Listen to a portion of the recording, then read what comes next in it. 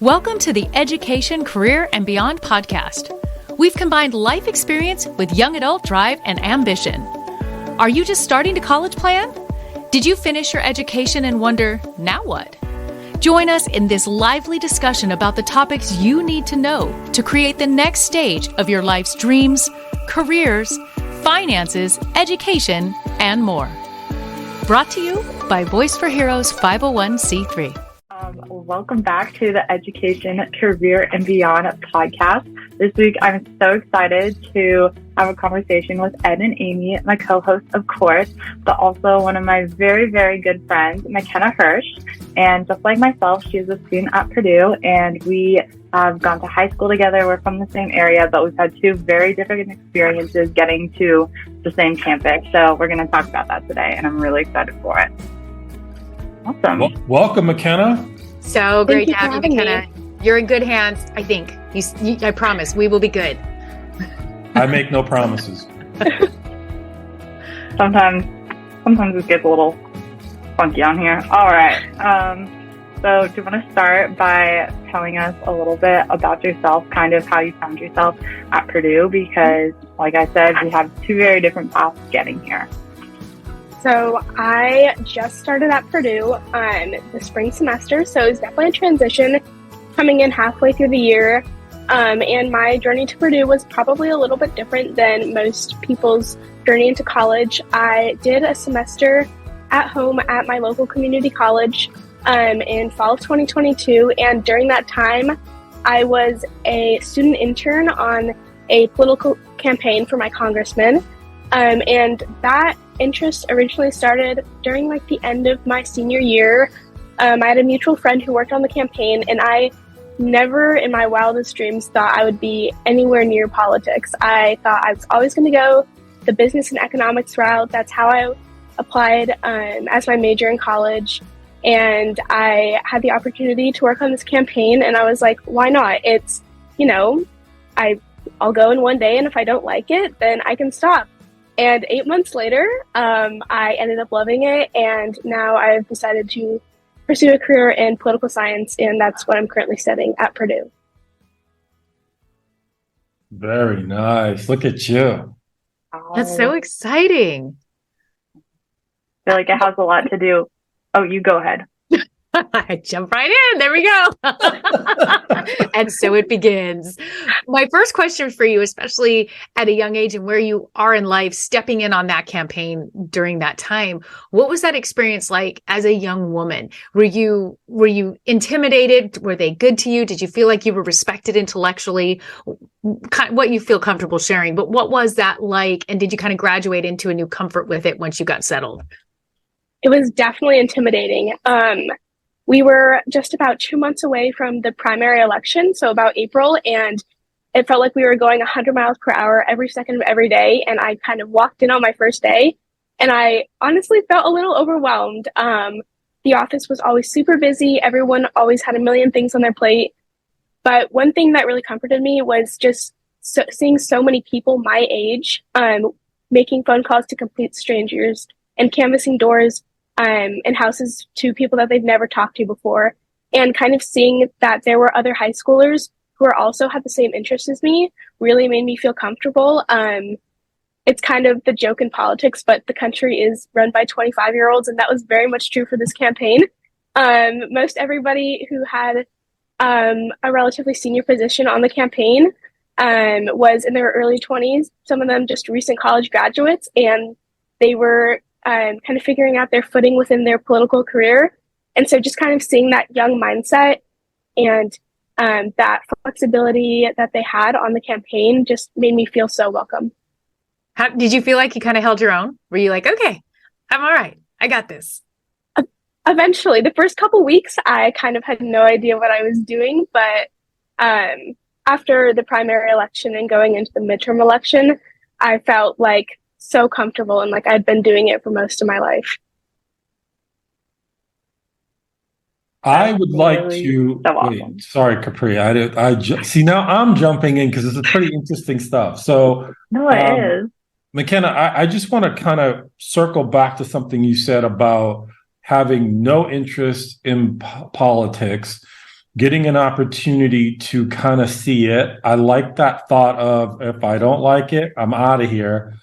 If you could tell somebody, like we live with a bunch of young people, or a parent that's trying to figure out direction for a young man or a young woman, maybe in high school, early part of career, how important was it in your mind to get that firsthand experience in the office? Obviously, it changed your direction, but if somebody said, man, I don't know if I want to do an internship or shadow somebody or get involved with politics or any other activity for that matter, what was that impact like, and what would you suggest in terms of how to get experience? Sounds like you knew somebody there, but what impact did that have in your overall trajectory? I don't know. We'll just call it whatever I want.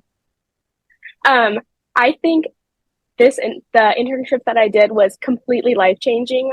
Obviously, without it, I would have no idea that I had an interest in political science and studying politics.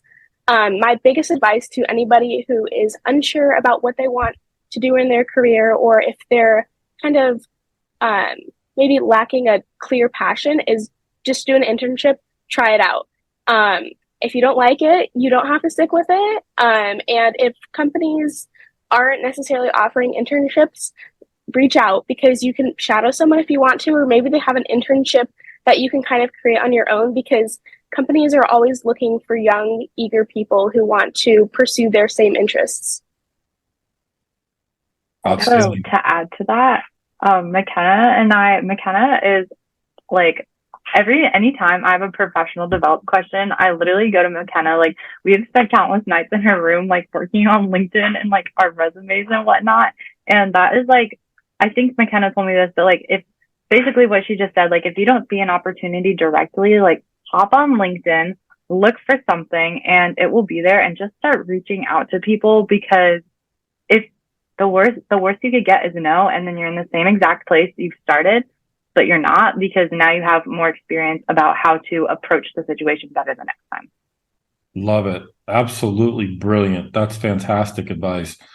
So I want to circle back again and talk about, you said you did your first semester in college locally back at home. I'm trying to figure out which came first, the opportunity in the internship, or was it college, and did you shift college for the internship? Can you walk us through that timeline and that process, please? It's definitely a little bit of both. I hadn't necessarily gotten into the schools that I wanted to, and I actually was originally committed to Fordham out in the Bronx in New York. But when I kind of went through the financials with my parents, it just wasn't going to be financially possible without hundreds of thousands of dollars in student debt. So I kind of had a decision to make. One of them was, taking a gap year, just reapplying and seeing how that goes. Or I could, get a job and work and wait another year. Or I could enroll in community college and just try and get some of the credits out of the way. And by that time, I was kind of new in the campaign. I was an unpaid intern, so there was nothing... money. There was nothing keeping me like super close to the campaign, except for the fact that I absolutely loved it. But in terms of the monetary funds, they weren't there. So I decided that I was going to enroll in Miracosta, and I would do at least one semester there, potentially two, because there's always an opportunity to start halfway through the year in the spring semester. And so I'd kind of come to terms with that decision. In the beginning, I was a little stubborn, and I definitely wanted to, leave the house and be independent and go to college. But it honestly ended up working out in the end, because I was presented with the opportunity for a fellowship over summer that was paid, and then a second fellowship during fall semester that was also paid. And so even though, my path to getting to Purdue wasn't super straight, in the end, it all worked out, and I really wouldn't trade the opportunity for the world. So that's fantastic. So I wanted to also talk about process. So you go through, in fact, I think, correct me if I'm wrong, Capri, were you looking at Fordham too? I was not. I think the only East Coast school was Boston College, but Got it. Okay. So I was wrong. I'm so sorry. Like Oh, I man, can do remember every better. school. So back to you, Mekena. So you're on this path, right? And I think one thing that Capri and Amy can speak to is that the process to apply to go to a university or universities, because there's multiple applications, multiple requirements, some similar but a lot different. You're going through that, and you're on this path that this is what I'm going to do. You said that, you know what, there was a little bit of oh my gosh, this school is super expensive. I don't think I can make that work. And you have to pivot, right? Did you ever think to yourself, I don't even know if I want to go through the hassle of reapplying because it was so much work? And then what got you back on into the process and starting that all over again? Or maybe it was just a different trajectory. There's that word again for you on this path. I absolutely, there were definitely times where I felt like, is it even worth it to go through the application process again and have the same feelings of rejection? But at the end of the day, what really kept me going forward is the fact that when I graduate with a degree, all of these obstacles will be worth it. And another thing that really led me to reapply is the transfer application is a lot less rigorous than the general like post high school grad application, if that makes sense. And so as weird as this may sound, knowing that the application wasn't going to take months to complete just kind of reassured me to like know that college still was the right decision for me. That was a fantastic answer. I Great love answer. that you kind of just said, that was then, this is now, this is a different path. I'm on it. And the lesson that you learn from it about just staying true to the process and what you're trying to accomplish, that's really good feedback for any young man or young woman. Because frankly, there's a lot of young people that don't get their perfect choice or what they thought was perfect choice. For you to go like not take that and just run away, but to go, okay, I have an opportunity. I'm going to pursue this opportunity and reapply. That's amazing. How many schools did you end up reapplying to? Just one. Oh, look at you. That's an all or nothing approach right there. I love it. Well, I don't love it. I don't recommend it, but it worked. And that's awesome. Mekena, I have a question for you, and this is a little broader scope, but I can tell you're already just a very hard charger, go-getter. You've taken on multiple things. You see big picture. I love that you have that ability to make those shifts. Where do you see then, as you're navigating now these next years, where you're set in your structure and your system, your goals, where you're at now, and yet also keeping that part of creativity or possibility open if something comes in that maybe shows you need to steer another direction? Where do you leave the room open for what could come in versus also just staying on the plan? And how do you see yourself navigating that? Right. So there's always opportunities out there. Something that I've had to take into consideration is this something that I'm super passionate about? Because if it's not something that I'm passionate about, I'm not going to want to pursue it to the fullest. And so in presented with opportunities, I guess not to repeat myself, I just really have to take that into perspective of how it's going to fit into my life and kind of like my attitude toward the opportunity. Because attitude and passion towards something I think can really make or break it. That's a great answer, because we can get inundated with opportunity and think we have to take them all. And it is difficult to say no to things or realize, is this on brand for me? Is this on my goals? But yet also not wanting to give up something that might be what you're supposed to step into.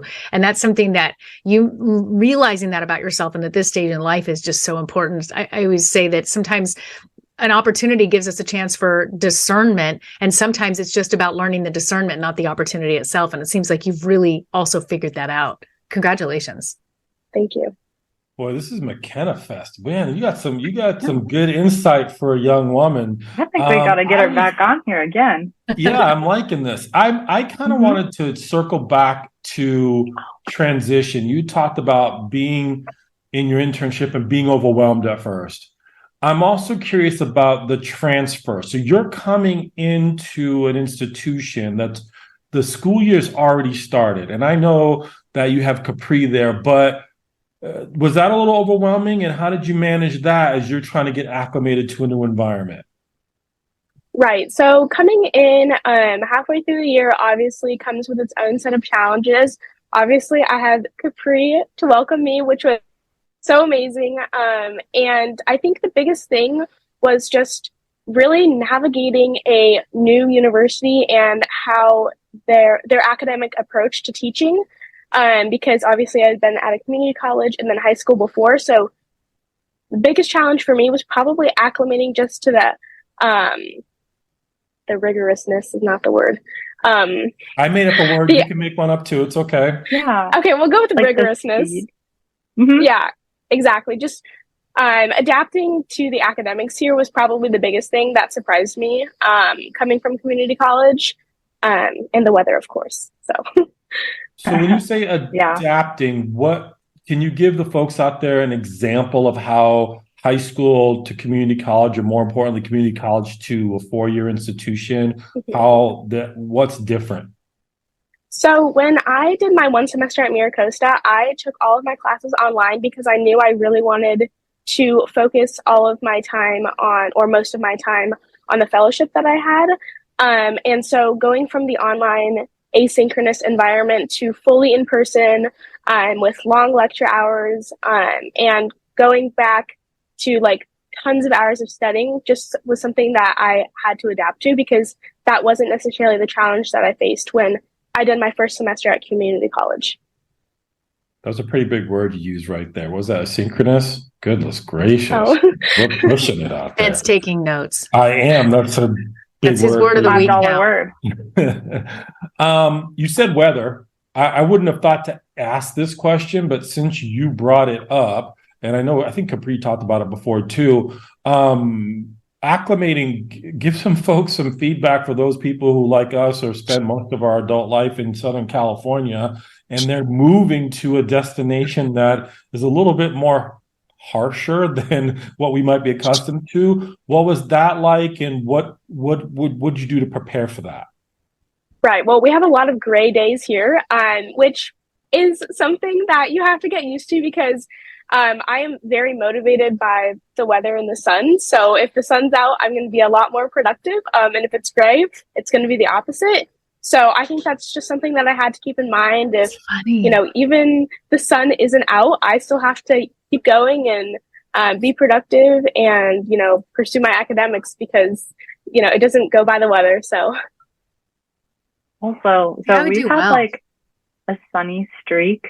So it'll be like sunny 2 days in a row and then pour rain. So last week it was like sunny 2 days, and then the day after it rained 3 inches, and that's happening again tomorrow. So it's like, when it's sunny out, we're so motivated to finish our work so that we can just go sit outside. And it's not even that it's like sunny and warm. It's literally sunny and 45 degrees. But if the sun's out, like every student is outside, and it makes it feel like really lively. I think that you don't realize how much it impacts you until you're already past the point.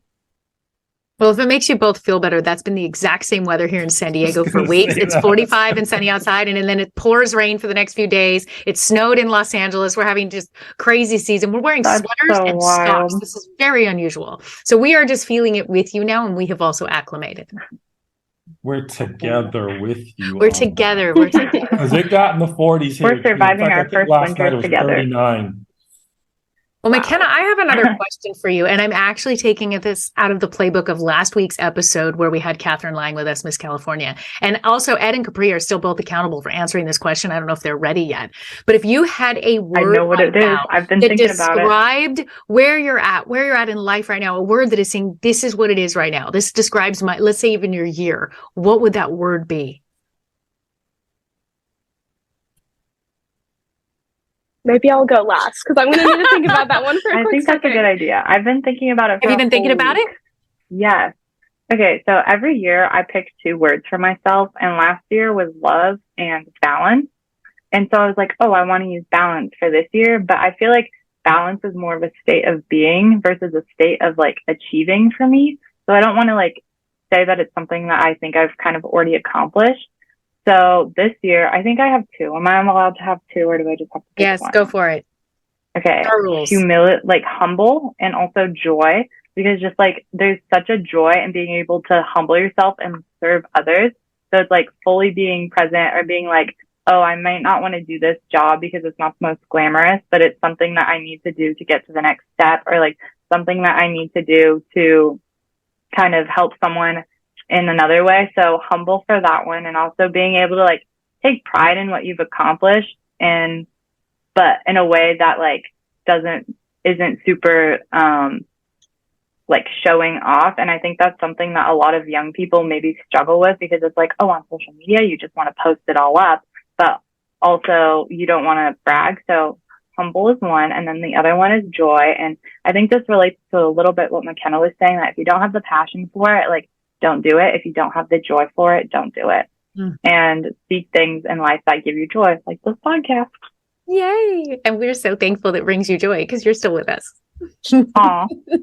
Okay, Ed, let's hear it. So I might be stealing from Mekena, but my word is uncomfortable. I've coined this phrase. I think I did. I don't know. I'm taking credit for it either way. Just You do that. Get comfortable being uncomfortable. I think if you can get out of your comfort zone, a lot of amazing things can happen. You just have to be comfortable being uncomfortable. So my word is uncomfortable, is I just have to be in it and navigate that. So that may change, but right now it's the thing that, to Mekena's point, is like, I don't like gray either. And it's like, it's cold. I don't want to get up. And it's like, you're uncomfortable. So stay there. And there's nothing wrong with being uncomfortable. And it's not, the other word that I had since Capri got to is helpful. I think if you help people, ultimately people will help you. So that can help you combat your discomfort, right? So you just ask for help. So, but you have to be available to help other people too. So uncomfortable and helpful, those are my two. Love it. That's good. That's very Edward. Very. All right, Mekena. I'm try to figure out a way to put those two words together and make it one word. I think the word that's defined my last 2 months here at Purdue is probably purpose. I really do feel like I have found my purpose and my passion, really. And taking these political science classes, obviously, you know, I always had an open mind that if political science wasn't one I wanted to pursue once I got to Purdue, and if I didn't like the curriculum, I kind of kept that open mind that I can change my major if I wanted to. But being surrounded by these amazing students and amazing professors and being in these classes, I really do feel like I found my purpose. And if you can say my calling in life, to just kind of pursue that career in politics. Fantastic. I love this. Yeah, I like this question, Amy. We might want to tee it up before the person gets on. No, it's so much fun. Look at that. Look what came out of her, though. Mekena, okay. That was from the heart. It was real. Yeah, it was raw. And it was great. It was great. I loved it. I loved it. Yeah, it was fantastic. Purposeful. And what was the other one again? Just purposeful. I only came up with one. You only got one. He was the one that didn't. Yeah, and accomplish the mission. All right. Oh, so Mekena, I want to jump in. My final question for you is: we never get where we're going without somebody helping us. Outside of your parents, is there any mentor or somebody that kind of gave you the courage to go down this path that you'll be thankful for the rest of your life?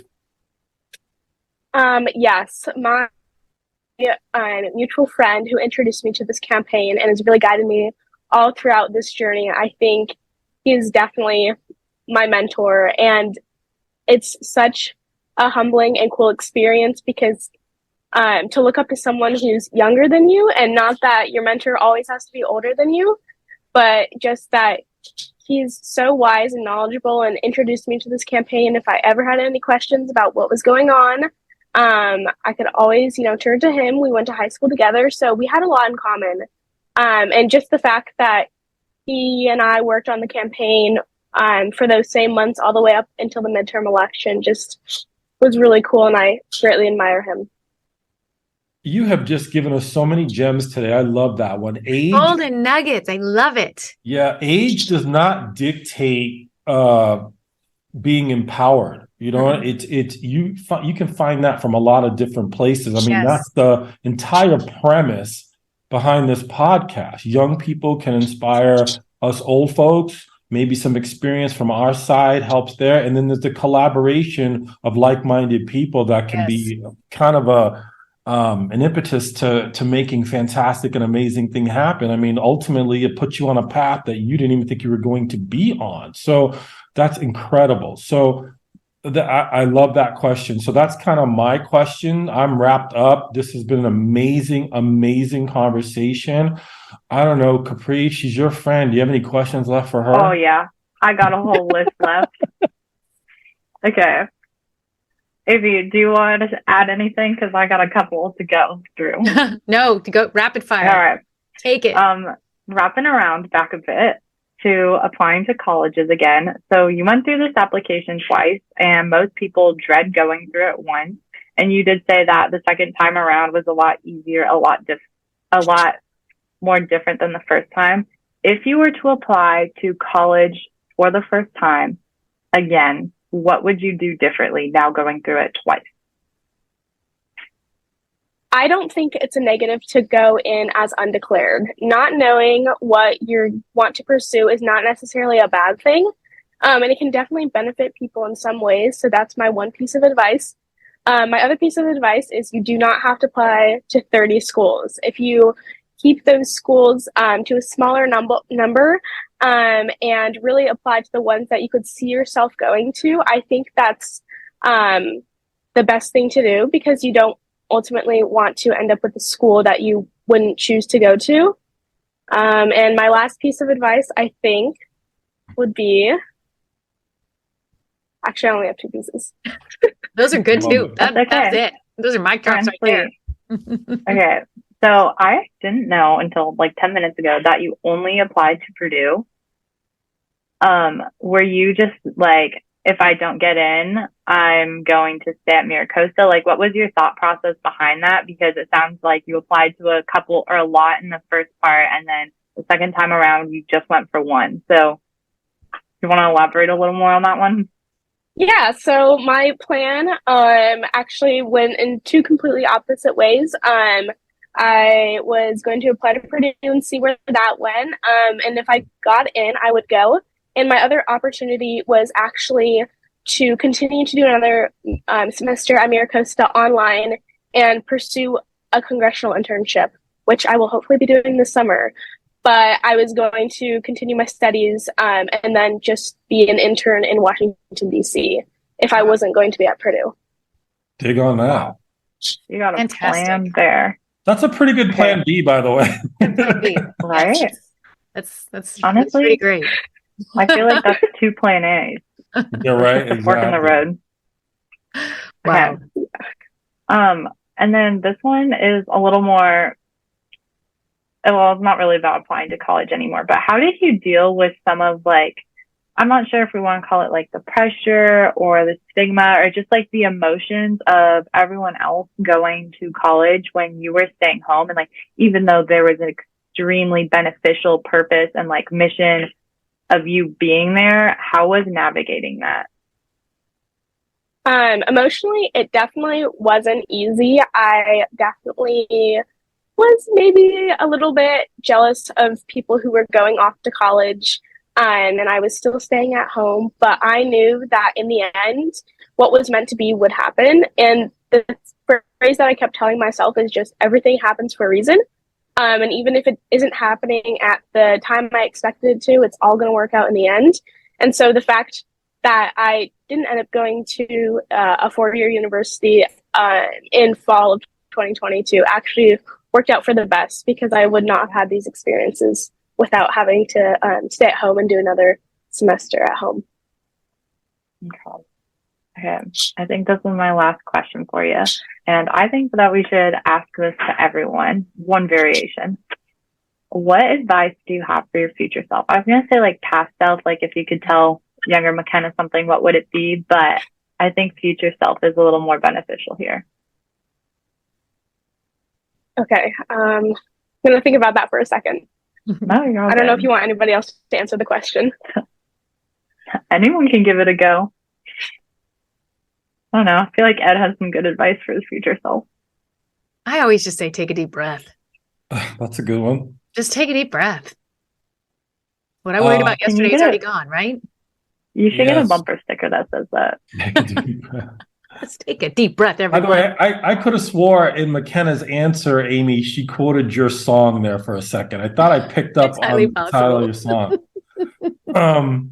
So yeah, I'm always full of words, and I don't know if they're good or bad, but I think Mekena said something that I wish I had learned a long time ago that I'm applying now. Keep your options open, which, by the way, leads to keeping your life fairly simple. Because she said that she had an opportunity to do an unpaid internship. Sometimes you have to do things unpaid to get to the paid stuff. Yes. And it's nothing wrong with this, but if you've got car payments and house payments and all the payments and you've got this lifestyle that you're trying to support, it makes it very difficult to pivot. And when something becomes available that allows you to go, I would like to do this, the worst problem is not even the uncomfortableness. It's like you can't even seize the opportunity because you're kind of landlocked. You can't do anything because you've got responsibilities. And listen, I raised 3 kids of my own and 2-step kids. That's all part of it. But if you're in being aware and like looking around for stuff, back to asking questions and asking for help, I think the fact that unpaid opportunity sent you on a new path career-wise, you got a fellowship that was paid, you got experience that you have on a resume that's going to help you in DC, opportunities, all of those things. If you're not able to do that because you're encumbered with a lot of stuff, those are things that you end up regretting. So I think the answer to that question is, if I was talking to my 70-year-old self, I would say, stay lean, keep it lean so that if something pops up, like I'm flirting around, don't tell my wife because she's not super excited. I'd like to move to Portugal at some point and live on the coast over there. So I just know that I've got to be able to, if something like that opens up, I have to be able to have things lined up to go. So Mekena talked about going to school remotely, right? That allowed flexibility to do other things. Maybe the opportunity for me is having a business that's more online or having something that's systematic, where I don't have to be present. But if something opens up and I can move to Portugal, the other thing I'd like to work is drive around the country in an RV. And, I don't know. I just want to have flexibility. You can't have that if you have tons of debt that's hovering over you. So I think that's where I land on that subject, Capri. It's a great question. And I think we've all got now a question from each of us, like future self. Amy, I don't remember your question, but it was your one word. And then mine was about who helped you get here? Who's been a path? So those, I think, are fundamental questions to ask every single guest that we have, particularly if it makes them uncomfortable and puts them on the spot, because that's organic and that's natural, and that's kind of why we do what we do. So, all right, Mekena, I kind of ran my mouth long enough to hopefully give you plenty of time to come up with an answer. So the stage is yours. I think one thing that I also live by is what doesn't challenge you doesn't change you.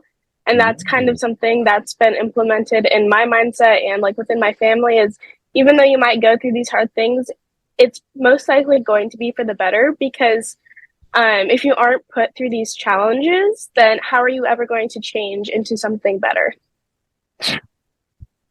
There you go. Wow. Mekena, all the other things you got going, you want to co-host a podcast? Yeah. You want to join us? See you next week. You know where to find us. Wow. Give it a few years. She's just going to own this podcast. That's what's going to happen. Hey, I'm going to be gone for 2 weeks. We should bring Mekena in as to co-host. Be fantastic. Would love it. I Would second love that notion. it. All in favor. Done. And she's like, thanks. Didn't ask me. We yeah, just, right. Didn't we just ask. volunteered I'd you. love Yeah, to. I wanted to. But you're in now. Okay. What a show, everybody. Thank you so much. Capri, awesome bringing Mekena in. Mekena, you are just an absolute treasure. You are a game changer in everything that you're doing, and you have just such an incredible career and life ahead of you. Your mindset is already in so many great places. We work with professionals at my age that I can't get them to have that mindset. So congratulations on where you're already going and how you're mentally getting there. And Ed, great questions today as always. Hey, Mekena, just remember some small people when you make it big in the political world, okay? Well, I on definitely will. I echo. On behalf of Ed, Capri, Makena, and myself, Amy, thank you for listening to another great episode of the Education, Career, and Beyond podcast. Please like, please subscribe, please share, and we will see you next time.